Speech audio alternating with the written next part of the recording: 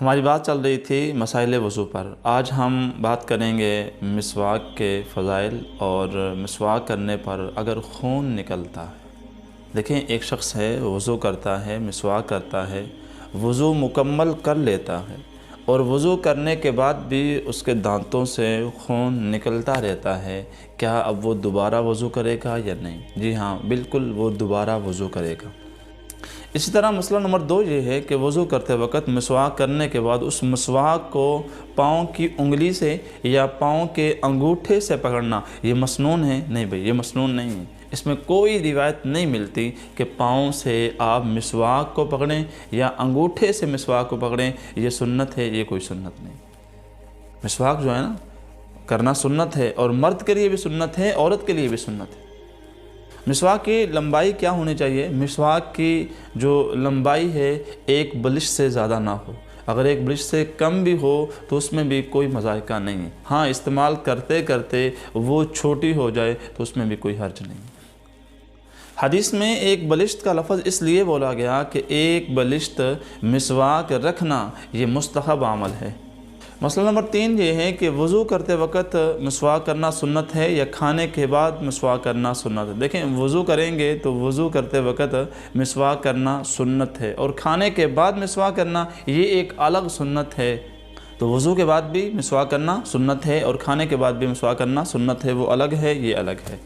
اس طرح جن موقعوں پر مسواک کرنا مستحب ہے، دانتوں پر میل آ جائے تو اس وقت مسواک کرنا مستحب ہے۔ آپ سوئے ہوئے ہیں، سو کے اٹھنے کے بعد منہ میں بدبو آ جائے تو اس وقت مسواک کرنا مستحب ہے۔ خانہ کعبہ میں جا رہے ہیں تو مسواک کرنا مستحب ہے۔ کسی مجمع میں جا رہے ہیں بیٹھنے کے لیے تو مسواک کرنا مستحب ہے، یا آپ قرآن شریف کی تلاوت کر رہے ہیں تو مسواک کرنا مستحب ہے۔ اسی طرح کوئی ایک وضو سے دوسرے وقت کی نماز پڑھائے تو اس وقت بھی مسواک کرنا یہ مستحب عمل ہے۔ اب خدمت میں وہ الفاظ ذکر کر دیے گئے ہیں جہاں پر مسواک کرنا مستحب ہے اور سنت ہے۔ اب آپ خدمت میں مسواک کرنے کی فضیلت کیا ہے وہ ذکر کرنے لگے ہیں۔ حضرت عائشہ رضی اللہ تعالیٰ عنہ فرماتی ہیں کہ رسول اللہ صلی اللہ علیہ وسلم کا فرمان ہے کہ مسواک منہ کی صفائی اور پاکیزگی اللہ کی رضا، اللہ کی خوشنودی کا وسیلہ ہے۔ ام المؤمنین حضرت عائشہ رضی اللہ تعالیٰ عنہ فرماتی ہیں کہ رسول اللہ صلی اللہ علیہ وسلم جب بھی سو کر اٹھتے، خواہ حضور علیہ السلام سو کر رات کو اٹھیں یا سو کر دن کو اٹھیں، آپ صلی اللہ علیہ وسلم دونوں حالتوں میں اٹھ کر مسواک کیا کرتے تھے۔ اسی طرح اللہ کے نبی نے فرمایا کہ جس نماز سے پہلے مسواک کی گئی ہو وہ اس نماز پر 70 درجے زیادہ فضل رکھتی ہے جس سے پہلے مسواک نہ کی گئی۔ تو بھائی، مسواک کی کتنی فضیلت ہے۔ مسواک کرنا سنت ہے اور ہمیں یہ سنت ادا کرنی چاہیے۔ ہمیں اپنی نمازوں کو مزید بہتر کرنے کے لیے ان چھوٹی چھوٹی نیکیوں کو نہیں چھوڑنا چاہیے۔ حضرت عائشہ رضی اللہ تعالیٰ عنہ فرماتی ہیں کہ رسول اللہ صلی اللہ علیہ وسلم مسواک مجھے دے دیتے تاکہ میں اس کو دھوؤں۔